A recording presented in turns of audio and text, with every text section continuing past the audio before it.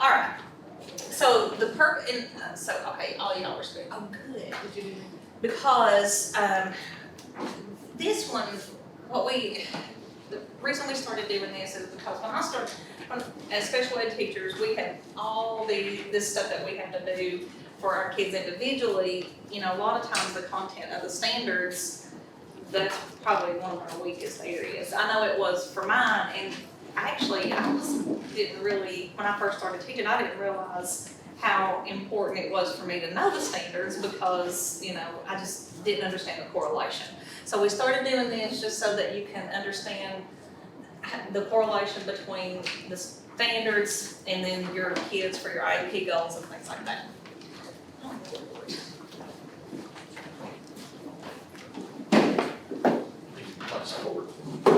See, I'm like, be nervous.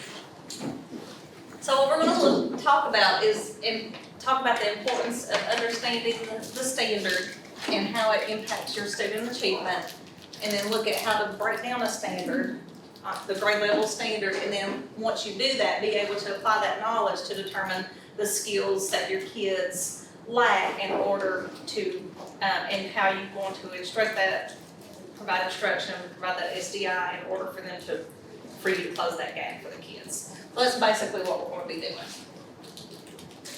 Now, I think this is really interesting. Have any of you guys heard of the opportunity myth?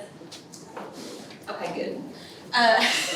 So, it's called, the New Teacher Project conducted a study, and they called it the opportunity myth. And what was really interesting is, well, what they examined was the quality of the students' academic experiences in school, and its effect after they leave 12th grade. And what they found is most cases, and this is talking about all students, not just special education students, but all students, they did what they were asked to do in school. They completed all their assignments, they did exactly what they were supposed to do, but they found that they still were not ready to be successful in real life. And then they saw that students were missing out on strong instruction, particularly like them doing the thinking. Like the example that I saw Dion do with you guys this morning when you all did that activity. Usually by the end of the day, the teachers, you guys teach.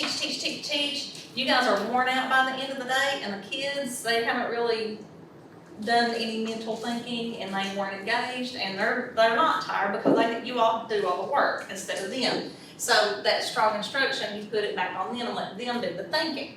And in this project, they said that that wasn't really happening. And then students that are at, on that poverty level, English learners, and students with disability did not have as much access to grade level standards and content as their peers. And last, the good thing is they did find 4 key resources that could help with that and that would impact or improve student achievement. So that's what we're going to talk about. So the first things that we found were kind of concerning, but then I'm like, okay, so this is concerning, but we found this that will help you correct that and be able to close that gap. So number 1 is consistent opportunities to work on grade level assignments. And I think the key word there will be consistent, because it's hit and miss, but sometimes it's not grade appropriate. And it's not just for our kids, and we're not talking about, this is talking about in the regular classroom. It's not talking about when you're working on the goals, it's just that expectation of meeting that grade level content. Strong instruction, where the students do most of the thinking. That's when you have those engagement, those activities that you have them doing the work, and engagement. And the last one is high expectations. Teachers who hold high expectations for students and believe that they can meet those standards. And that one they found is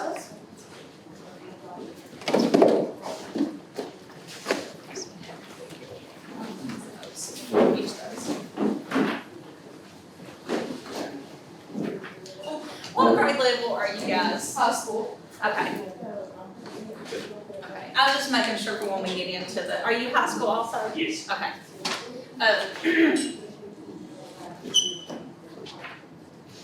is, just real quick, I'm just starting out with the new teacher project did a study called the Opportunity Myth, and they found basically that students were not, even though they did exactly what they were asked to do, and in school, they were not ready for real life. And the reason being, and we're actually getting ready to talk about how we're going to prevent that from happening from this point forward. And so the last one, holding high expectations, and out of these four, the number 4 of teachers holding high expectations proved to have the greatest impact for student achievement. If the students believe, if they think you believe in them, then they believe in themselves, and they're gonna do better. So I want you to think just for a second about if you have either observed a classroom or a lesson, or taught your own lesson, or maybe co-taught at any lesson or any classroom environment. And think about these 4 things, and can you come up with some examples and non-examples of these things that you saw? I know I can, several. When and just think about that just for a second. I mean, you don't have to name names, you don't have to, like I said, examples and non-examples. So think about that just for a second if you want to kind of jot it down, and then I'll give you guys a second to, if you want to share with your partner or share out loud of some of what that might look like.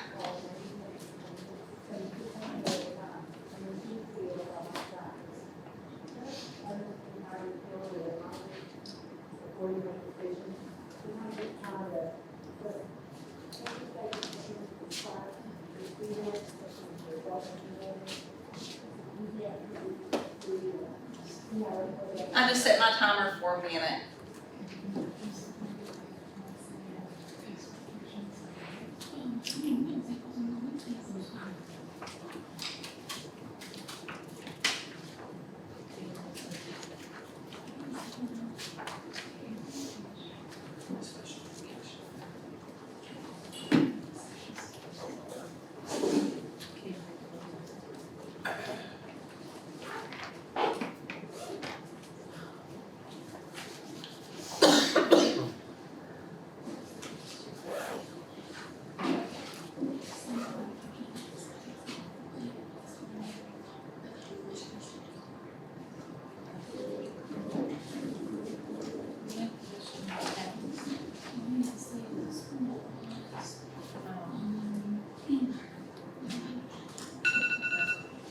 Okay.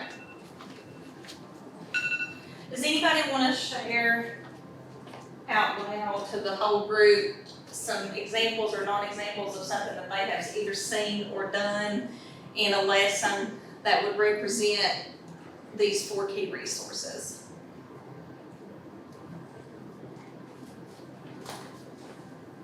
Sure. I definitely not set my expectations high enough sometimes. I'm guilty occasionally of assuming that there is some work they won't do, so I just want to sign it. Which I know is a bad thing, but I'm guilty of it sometimes. Well, we do that because we care about the kids, and we don't want them to get the frustration. And I'm glad you spoke up and said that, because I do that too. I did it. I was in the classroom for 20 years, and those are your babies, and you just like, oh, and you do that, especially when you're co-teaching, you're like, oh yeah, that'd be too hard, they can't do that. And you automatically, and you don't even present it to them because you don't know that, you think they can't. So yeah, I've done that too. Anybody else?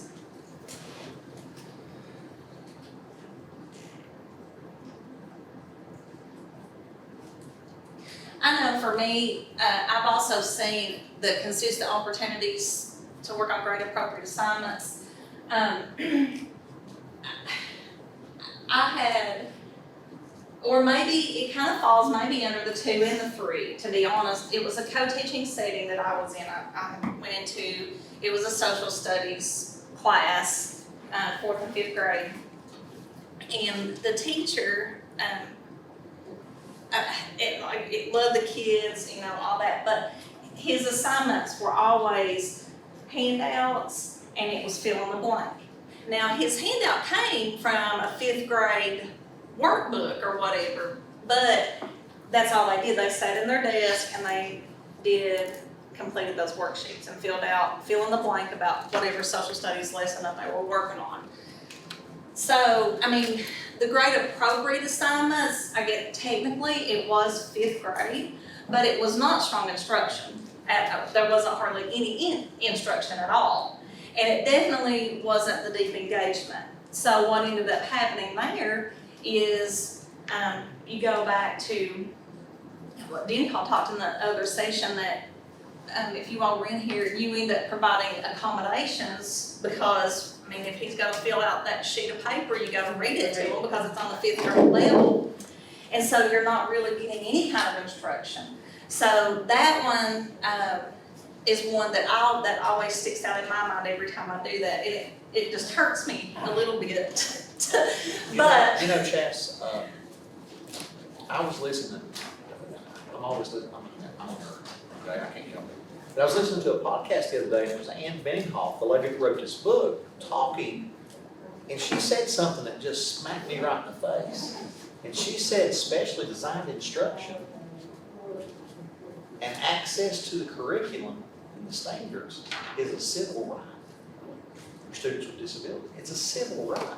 And so we're violating the civil right when we don't do the instruction. If we just accommodate all day long,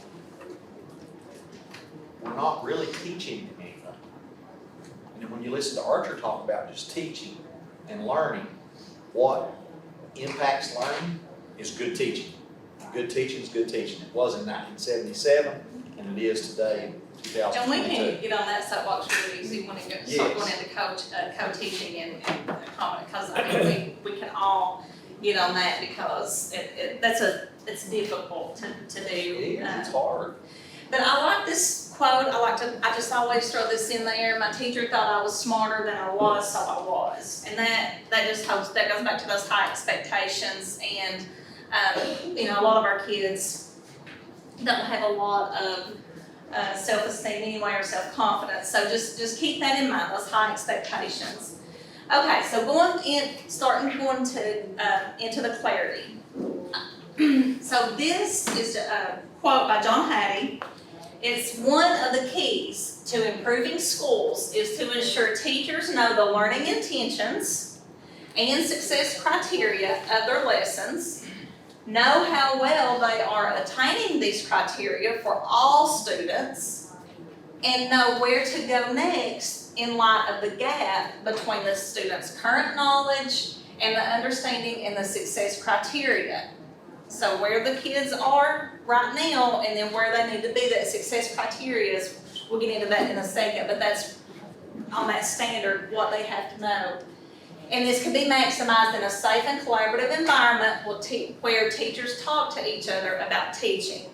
So with all that being said, so basically to be able to help student achievement is that you as teachers know what those learning intentions are and how to get there, how to get them there. How do you know they are going to have it? That's your success criteria. And if you don't know that, I mean, we'll get into that in a second, but you have to know that.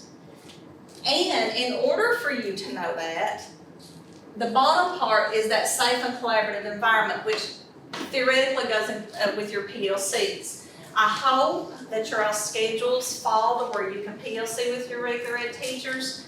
I had over 20 years, some years it did, some years it didn't, most years it did not. So what I would have to do is just kind of just get up with, you know, on the side and try to talk about that to get the reading lesson and things like that. But with that PLC, your veteran teachers in the building, special ed, regular, whatever, for your content, it would be whatever content you're in, it will be your regular ed people, and then for just special ed stuff or material, then it will be your special ed veteran teachers in your building, or maybe a neighboring school, or because I know small districts only have like one middle school, one high school.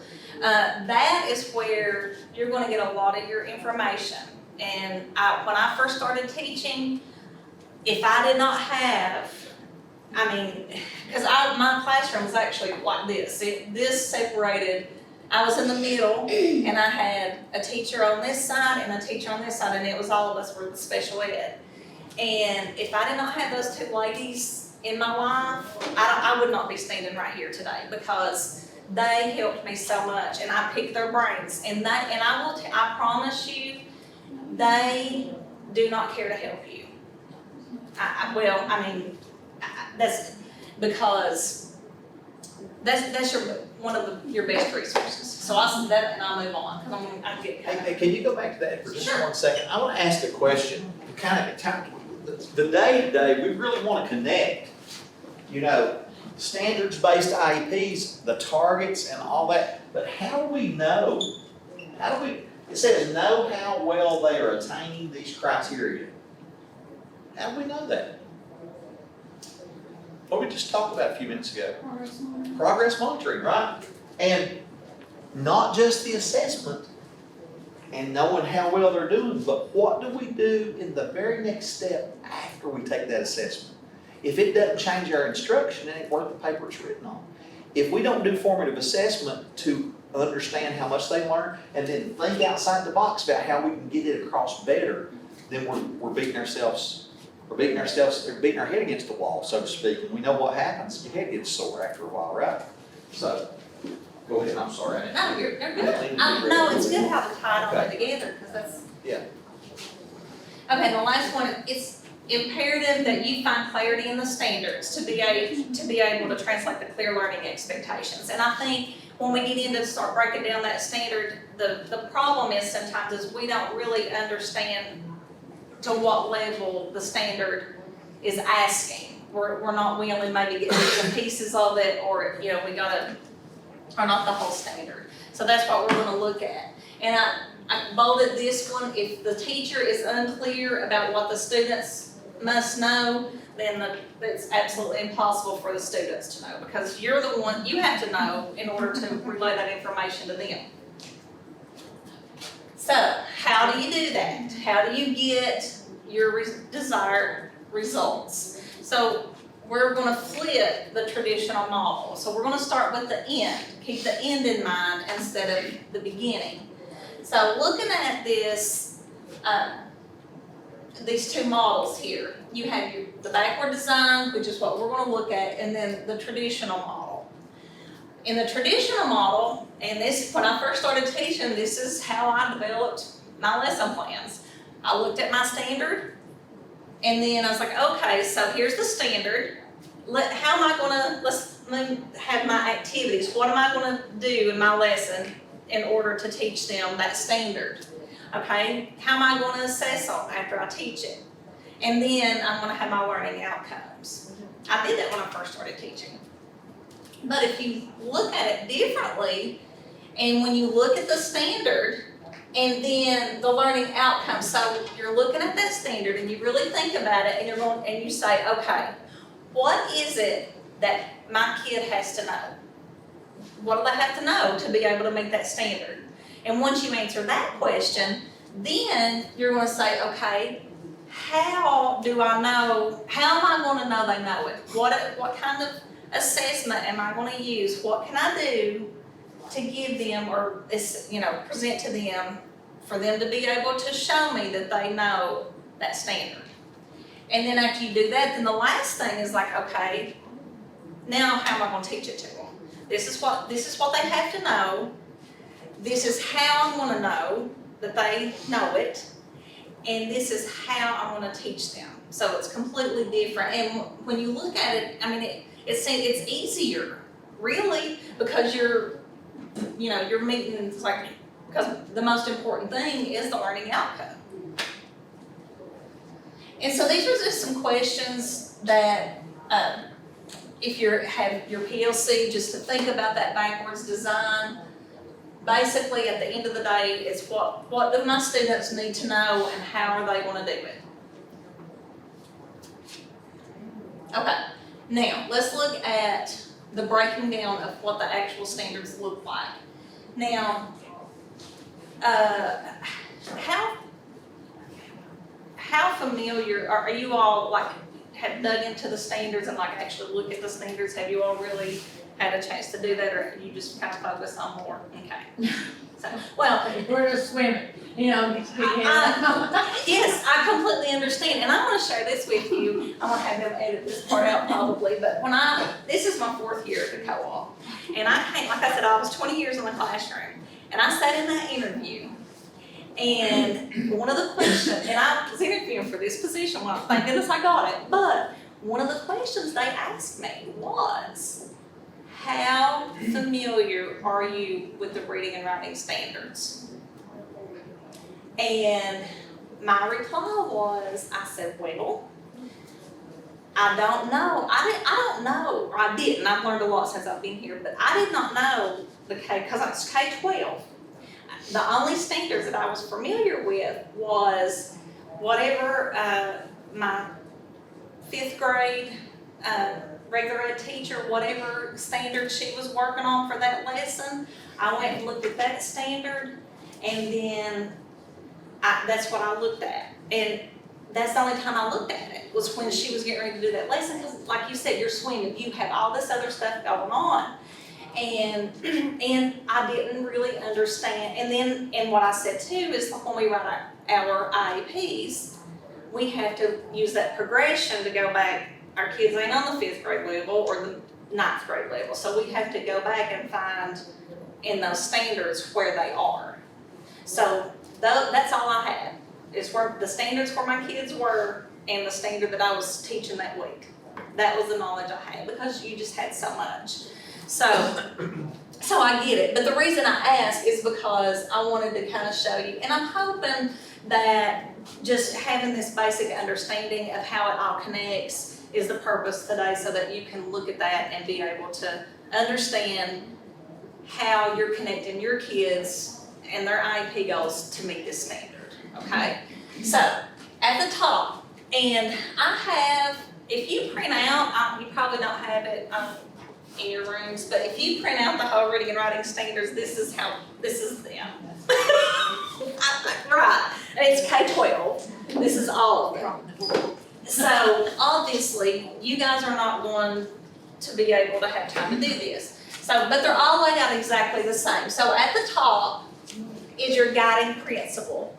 So every standard you have, every standard, has a guiding principle. That is what, by the time they graduate high school, what they want to have to know. This particular example I use is, this is 5th grade.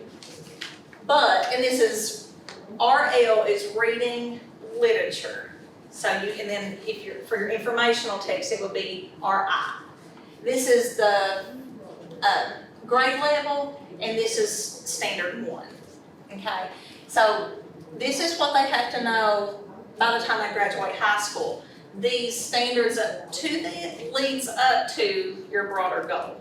So this is what you kind of, by the time they graduate, this is what they need to do. The middle part, for me, for special ed teachers, I think are the most important pieces. That's called your progression.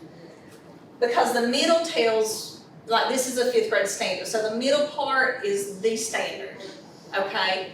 Then it also goes back 1 grade level, and it tells you this is what 4th grade standard looks like that they had to master before they get to the 5th. And then they also go to the 6th grade, so they give you grade level below, grade level above, in order so you can see that continuum and that consistency between the standards. But as you all know, you're going to have to go back more than 1 grade level, because if they are just 1 grade level behind, they're probably not in special ed, and we'll talk about that in a minute. Okay, the bottom part is the multi-dimensionality, and what this does is it breaks down the different parts of the standard. This piece down here helps you get to that level to make sure that you're hitting all pieces of the standard. Okay, so the maroon is the content piece. What do they have to be able to do? They've got to quote accurately from a text. Okay, so then you ask yourself, well, what does that mean? Quote accurately from a text. Well, if you read a passage, you're going to have to pull specifics from that text correctly, based on whatever question you're doing. Okay, and you have to do that when the text is explaining it explicitly. So you're answering questions. So if you're presented with a story and the kid asks a question, or you ask them a question, they have to be able to pull it from that text. Okay, and this is the big one. And I think this is where a lot of students like, oh yeah, they met it because they can answer who, what, when, or why questions. But that little bitty word right here, and when drawing inferences, that's where a lot of we kind of miss and we don't get the whole standard. They'll do the who, what, when, where, why questions, say, oh yeah, we met that standard and move on, when in reality, they can't draw inferences. So that's where you gotta really that's where breaking it down and understanding the whole picture. Okay, real quick, talking about those progressions, and I like to mention this because it is important for special ed teachers because like I said earlier, you need to go back more than one grade level. So in the back of your standards, this huge document, starting on page 390 to 456 are all the progressions together. Now what that means is, I made myself just as separate ones. These are just standard progressions. Now my disclaimer on this is you cannot use just this to understand standards, okay? You cannot do that. But I think this guides you to pinpoint time to go back where your students might fall so that then you can refer to that grade level standard in the full standard and understand it. So what I mean by that is, let's just say most of you guys are either middle or high. So when it starts with the reading foundations, so I'm just gonna flip over.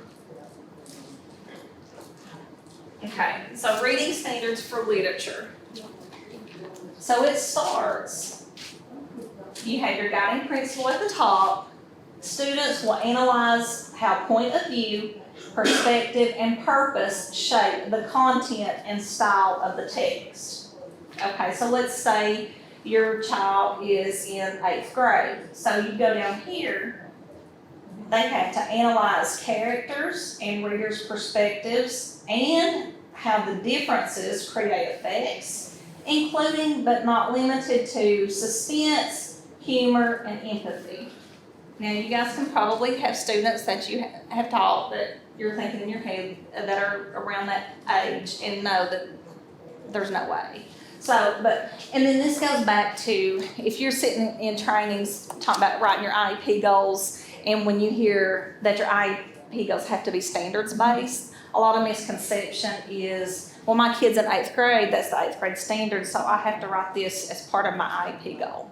That's not what that's talking about. And I'm glad Danny Paul's in here, he can elaborate on this when I get finished and fill in any blanks. So what this means is, okay, he's an 8.6, or he's in 8th grade. Well, he can't do that.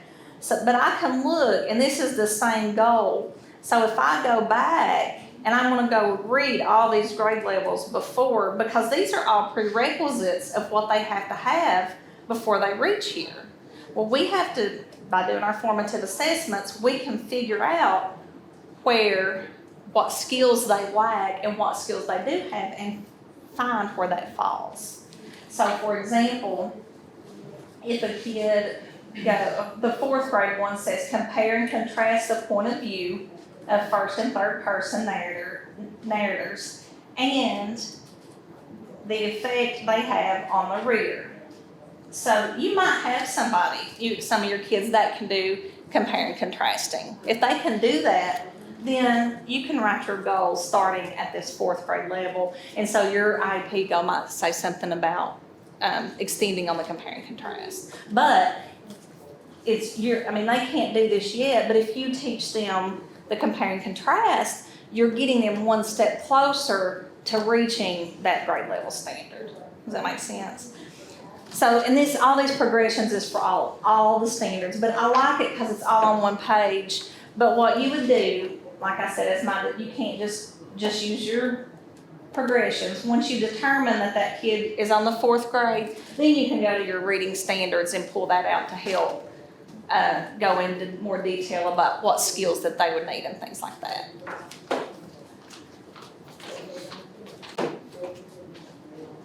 Okay, now for the fun stuff. Okay. This is the same thing, like I have the same one, this is a 5th grade standard, and then this is a high school standard. So most of y'all are middle high, so we'll just look at this high school standard. And I'm gonna go through this example, but I'm gonna give you guys time to actually work through this. Now, a couple things is, this is a graphic organizer that will help you, and yes, essentially you would do this for each standard. You're not going to, but it's the process that helps you think how to look at each standard. And you can, once you fill out a couple, then it kind of guides your thinking. So for example, actually when I did this one, because out of my 20 years, I only taught 2 years at the high school level, and the rest of my tenure was K-5. So I wasn't real familiar with middle school, and my high school career was early.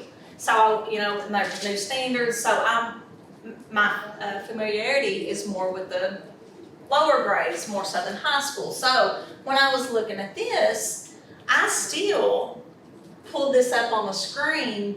I didn't see it, I filled this one out as an example, but when I was going through another lesson, I still pulled it up as a guide, just so that I can think through that standard and ask myself, what does that kid really need to know? At the end of the day, what I need to know? So you can use this to help guide your thinking. So let me ask you a question. So when you look at the body of the standard, and at some point as you work down that continuum or work through those progressions, are you turning those standards into learning targets or I can statements, or Yes. is that okay? Yes. And so one of the keys then for me would be that when you are filtering that down, that you're keeping a narrow focus on the learning and on the critical content, like we were talking about this morning, right? Yes. Archer, it kind of fits into that, right? Yes. So, and those I can statements are for one lesson, not a broad number of lessons, but just one lesson, one narrow focus on that one lesson, so that the clear target is student friendly and they know Yes. what the expectation is. Yes. Okay. Yeah. Okay. This is, if you notice, the little worksheet here is kind of set up the same way the standards are. So I will let you, if you, we'll do a little group activity here in just a second. So at the top, this one, just example, this is reading literature, 9 and 10, the second standard, 10.2. This one, I like to read them out loud because I don't know about the other grade levels, but I tell you, reading and writing, they like to make a big mouthful when they like to talk about standards. Determine a theme or central idea of a text and analyze in detail its development over the course of the text, including how it emerges and is shaped and refined by specific details. There's a lot of ands in that. There's a lot of different things that they have to be able to accomplish. So when you're thinking about that, it's like, okay, so then I just, the first two, you literally just copy it straight out of the standard. You copy the standard, you copy the guiding principle. Students will, and that's, this one at this point, when they're in the 9th and 10th grade, it's going to be very similar to your guiding principle because it's the high school. Okay, so then here, what you're looking at, like this middle one would be this grade level, straight in the middle. What do they need to know to be able to meet that expectation? Okay, so with this one, well, they have to be able to analyze over the whole course of the text. So they have to be able to analyze the text, first of all. And then they got to be able to, as the text progresses, what changes are happening, be able to compare those two and analyze why it's happening. Okay. And then they have to be able to have specific details to support that. Okay, then you go back. Well, before they can do what's in the middle, what what do they have to do beforehand? Now, for this one, if you notice, we put summarize and determine theme. That is not an 8th grade level expectation. But what I did is I went through my progressions and thought about, backing it up, backing it up, backing it up. And so the important thing, when you think about it, at the end of the day, we want kids to read. Why do we want kids to know how to read? Why? Why do we have to read? Function. To comprehend text, right? I mean, we have to be able to read it just to comprehend anything you want to learn about. Yeah, to function, any instructions or to be able to comprehend text. So in order to do that, you gotta be able to summarize because, kids, you want to summarize something, I want to tell you every little detail that was told to them. So they need to be able to summarize is the big one and determine theme. Well, then they have to make sure they know what theme is. So you keep going back. Okay, now, the bottom piece is, this part gets real detailed. And I will say, when we did this activity, we have never completely finished it, okay? So when I give you a few minutes here, you're not gonna get them all. But it's just something to think about. What this does, all these questions, is it just helps guide your thinking, really narrows that in. And once you do that exercise a couple of times, then when you start to do others, it'll come more natural. So for time's sake, I'm gonna go ahead and be quiet because since all of you guys are special, I wanna actually get down into how we identify those skills to write your IEP. That's my exciting piece that I like about it.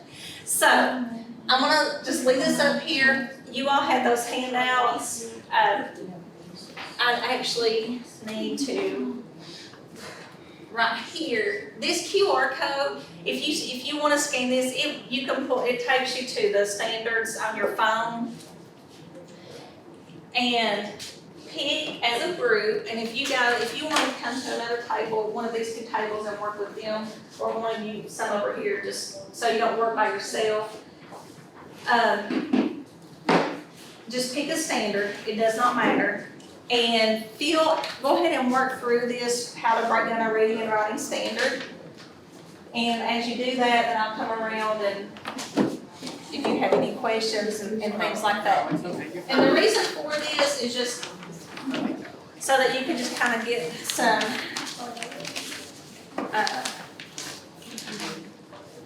familiarity and clarity of the standard and learn how to see what needs to be, what your kids need to know.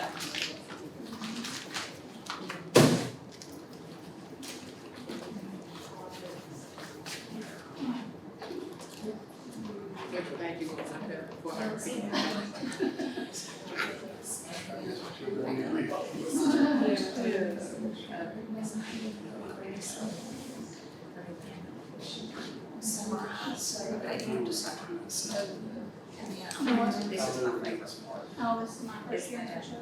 This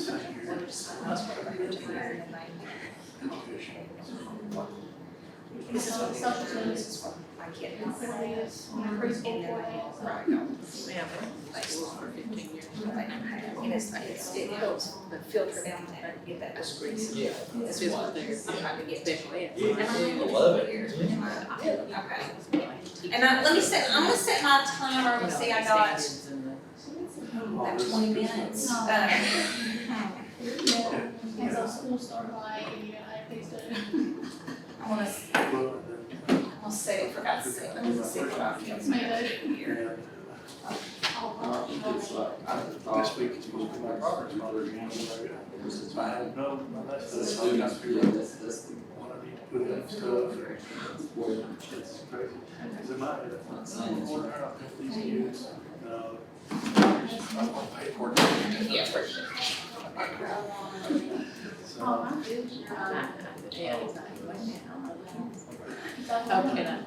I do it? I do know some of the, I didn't know if their test teacher was supposed to be. Some of the ones who had to got familiar with them. So, I'm not sure. Let's see, I'm in 7th grade, but One phone at a time is. Which grade?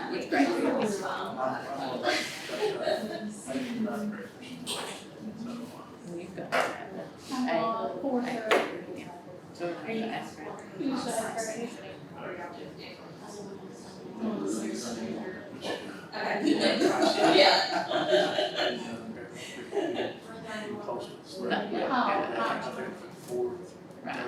And guys, as you work through this, there's really, there's not gonna be one set answer on these. Cause the progression before, essentially it would be how far back you need to go based on your students.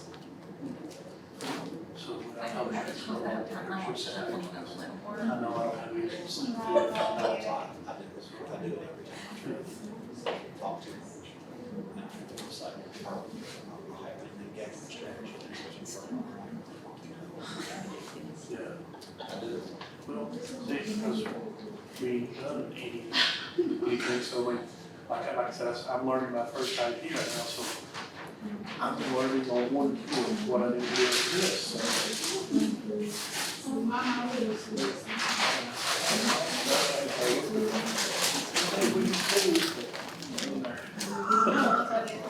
So and then I started master classes and I'm pretty much talking the same way, it's just how the teaching thing goes. How do you do your master's degree?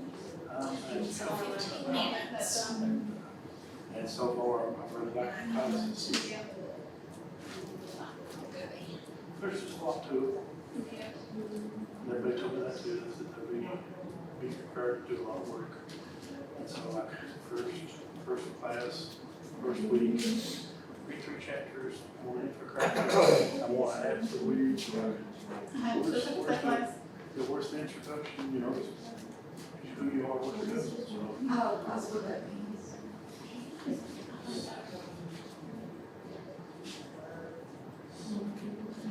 This book's huge. I keep trying to scroll down, but it's the same grade. That's probably one of my phones, it's probably. Y'all trying to make it keep zooming in on me. Yeah. So probably by the time we're ready to start talking about it, I'll find where we need Well, they were there's so much, but. Well, like I said, I'm working on my first IEP right now. So literally, I'm just now trying to figure out, and I'm having to use existing data because I took and doing the progress monitor. So I'm having to try and figure out where my kid is one time right now. Then I got about 2 more next month, and then Well, there's so much stuff already. You know what I'm saying? Yeah. So this is my first year, Stephen. For the kids. Look at it, so the lady that was before me, she did all of them in August. I'm thinking they would already be, you know what I'm saying? So I had one, and so what I've been doing is she has a progress monitor in the book. And so I've just been going back and looking, and I was in the classroom, so I know these kids too. So I think they had maybe they only had data 4 times, and they did pretty good, but in my mind, I'm thinking it's been summer. Or Yeah, plus summer of the late star. progression, late star, we're gonna start with this. Even though they've kind of done with it, so like that's kind of, it's been, just maybe some of it, like he said, you may like her, you know, make this here for, And then we start that. one of our guys, Kyle, he had awesome use of pay point. It's crazy. Yeah. Well, and I tell you what I always did too, regardless, because like you said, rarely I think it carries over. It must always carries over. So you have those goals at least for a little while. But I always, regardless, just start to get my own baseline. So the first few times I see them, just for my own, I don't know. I just well, like you said, there's summer and like all that stuff. Well, But so just like, I could clearly see they haven't met this, the one hour, because there's lots of data, but then they start on the next one, there's just 4 pieces of data. They've done pretty good, but I'm gonna start here. Yeah. That's what I did with one, I pulled up the progress one that they had, and the girl working on, she's making progress towards second time she did. And as I push, she's working, she looks like she's not really taking data and run with it. See what they take. And like I said, I know this kid too, and I know that over the summer he's probably, you know. Some of them, Yeah, yeah. so that's why, anyway, so we just, I did a couple of my kids up there a few years ago, because I had a potential teacher last year, so I saw them a lot. Okay, we got about a minute left, and I know you all, that's not nearly enough time, but just for the sake of time, we'll move on after that. Write that in there, Mhm. and then just do. Well, background knowledge, she was doing it from the previous year, so that's what they love. the The one before that. Yeah. And what do they need to know, they can make that go. And then, do better, and at the next one, so we just. So conceptually, the goal with this is that when we get to this point, the interns that are students that are going to get we'll be able to utilize this as a reference, you know, so we don't have to go back to the job. Okay. Yes, Okay. and there's another piece here that, yes, Yeah. so you're getting, what, the purpose of this would be to identify what skills are needed to meet this goal. That's the purpose of this. And then that's why I wanted to kind of hurry, because I wanted to get to this next one, because once you would use this and identify what skills you need to meet the goal, then you're going to go a little further to be like, okay, Find even more. what skills is my student lacking? And then it drives your goal, then you can end up writing your Because IEP just based like on that. at work, you're running out of time. Yeah, And one predictor of success with any learning endeavor is going to be that the student understands what's expected. Okay, so if we use words like analyze, synthesize, predict, Mhm. we have to explain those things. Okay, and what she's talking about is as we narrow our focus and we get it on one critical piece, that we make sure that we take the time to explain what's expected. And that the goal is clearly. and we're okay, Keep it that's, simple. we're going to Yes. come up on that in just a second. So I'm gonna let this group back here, what share out, like, what questions, or was this, what did you get I from do this conceptually activity, I understand guess? what, What are some things you found, some challenges?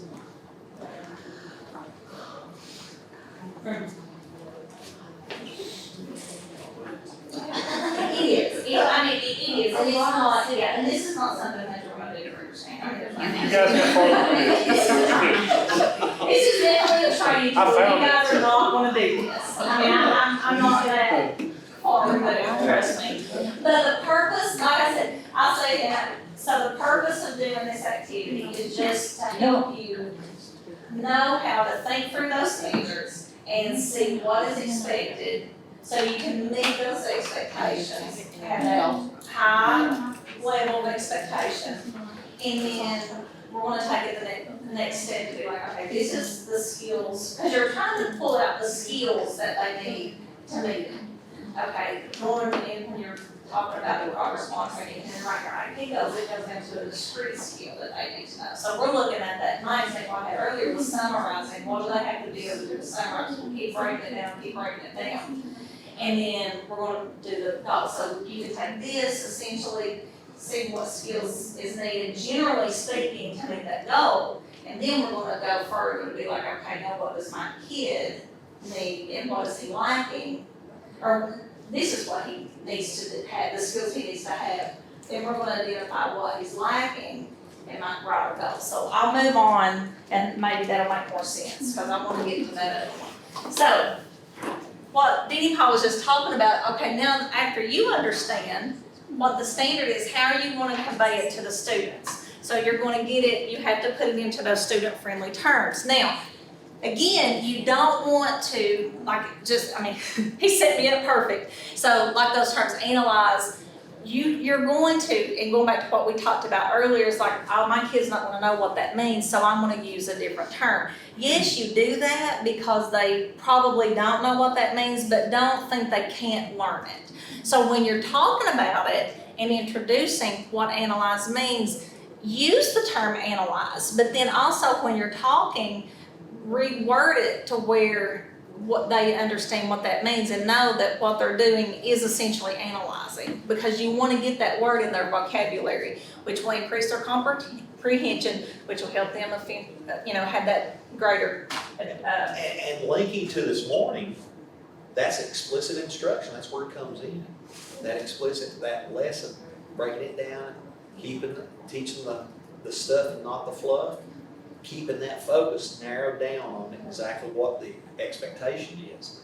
Yeah. And that is a form of special design instruction.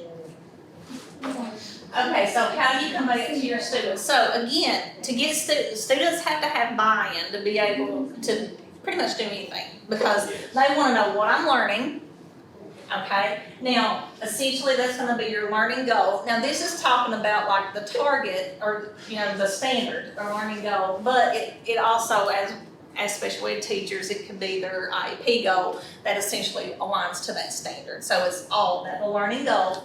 And why am I doing this? They have to have relevance. They have to understand that it is important for them to know this. They just do. Now, we always try to give real life examples, and I know you've all probably seen this meme going around. I've seen it a million times. It's like, oh, another day goes by and I've not used algebra today. Well, it doesn't have to be real life. I mean, if you can, it would be great. But let's just go back to the example I used about summarizing. Okay, if to be able to do the kids to be able to summarize, well, it could be to let them know that it's a prerequisite for a lesson down the road. You can say, well, you need to learn to summarize right now, because later on in the year or before you leave the 9th grade, then you're going to have to be able to summarize and compare and contrast two different texts. So you got to be able to summarize first before you can do this. So it doesn't always have to be real life, but I mean, if you can make a real life connection, definitely do. And it points right back to the outcomes from Andrew, if you're talking about compliance. One of the things that Justice Roberts used in his opinion was that goals need to be ambitious. So what Chastity's telling you is that when you look at Bloom's taxonomy, don't always stay with that recall. Don't always stay with the list. Shoot for the stars. Shoot for the moon. You'll land among the stars, right? That old adage. So that's real powerful stuff. But you have to make sure that they're learning something along the way to build. And then the students are also, they need to know so you're teaching me this, so how do I know when I've got it? So then you tell them, and when you give them that success criteria. I mean, again, you're not going to come out and go, well, your success criteria is, but eventually you're going to say, okay, when you're able to do this, this, and this, you got it. Show them examples and non-examples. If you're doing a summary as my example, here's an example of a great summary. This is, if you can do a summary like this, you've got it. And this is a non-example. This is not a good summary. Give them those visuals to see what would be acceptable. Okay, so real quick, so the learning goals is what? What are they doing? The relevance is why are they doing it? And the success criteria is how they know they've got it.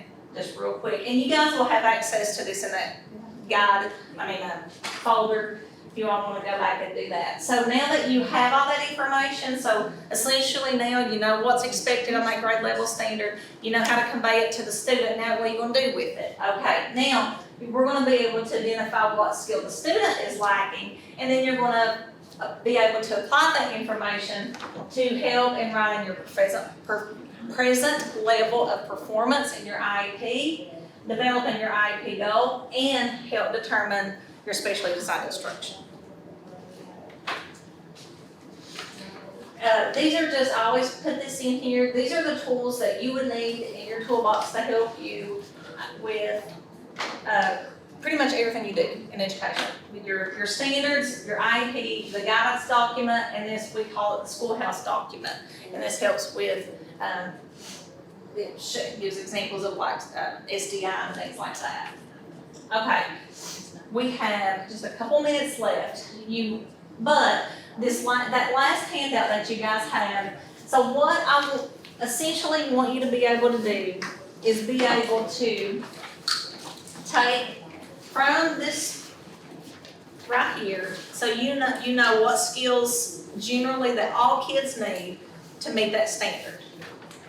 And then by your assessments in the classroom that you're doing, you're gonna know what your students lacks, where that gap is. This is where they are, this is where they need to be. So this is just another little graphic organizer that you can, and we're not gonna have time to do it, but then you would put what the skills is here. Now, when I talk about skills, it would be like discrete skills, and when I say like specific, it has to be very, like, for example, if you need a kid to summarize and they can't read the words, they're not gonna be able to summarize it if they can't read. So you're gonna probably have to have a basic reading skill goal before you even talk about summarizing, because there's no need to have them be able to write a topic sentence in 3 points when they can't even read it. So that goal might be a reading goal of being able to read sight words or read phonetic, apply phonics and sound out words. So that's just, you gotta really think about that, and because you're still essentially, if you gotta teach them to read, and then once you can do that, then you can move on to the summarization part. So then, that's how you do that. So this is the skills, and then, and you can probably, especially like if they have several needs, if there's an intellectual disability, they're gonna have a lot of skills, more than one listed here that they're lacking. So you're gonna have to pinpoint not the most important, but what do they need first in order to build those others? And yeah, so you're not gonna have, if a kid, because I've seen it, because I tried to do this before when I was a young teacher, I'm like, oh my gosh. So I had them do a reading go on, I can't think, like applying phonics to sound out words. And then I had them doing a reading comprehension goal. And then I had them doing and they're like, honey. They can't define, they can't do it. Yeah, and then I realized, okay, this comprehension piece is null until they learn how to read. So you pick that one first that they have to do and be able to build on it. So it is time for you guys to go. Like I said, normally this is a 3-hour session. I'm trying to cram it all in. But if you have any questions, and I feel like I just bombarded you, so I hope that I didn't bombard you too bad.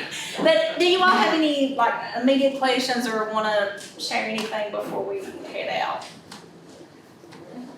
I can say that I'm slowly learning a little more every day, so. Well, that's That's something. a key factor right there, so. Well, let me ask your all's honest opinion about this too, because of course we always do, just try to do better every time we do this.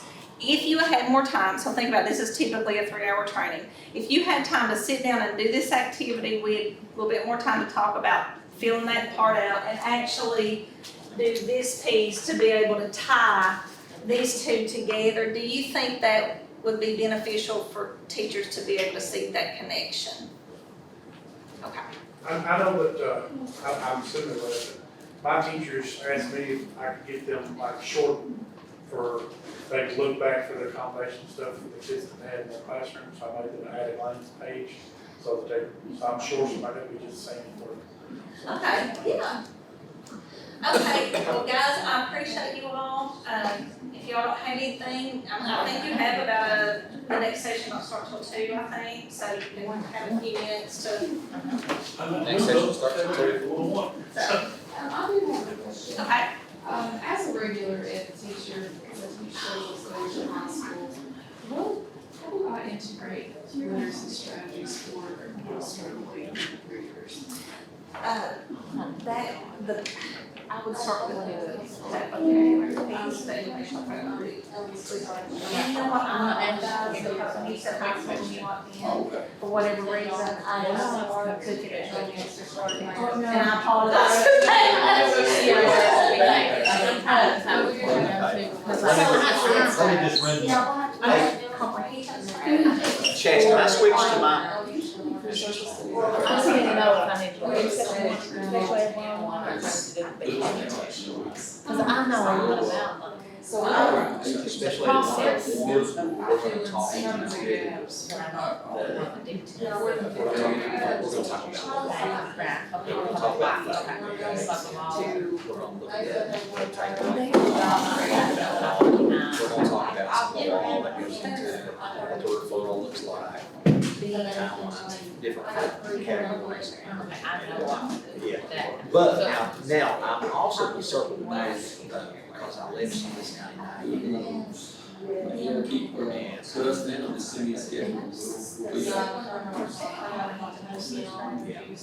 I'm gonna circle back and get special instruction.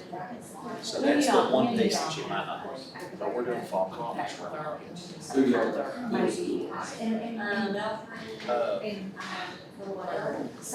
what district you work in?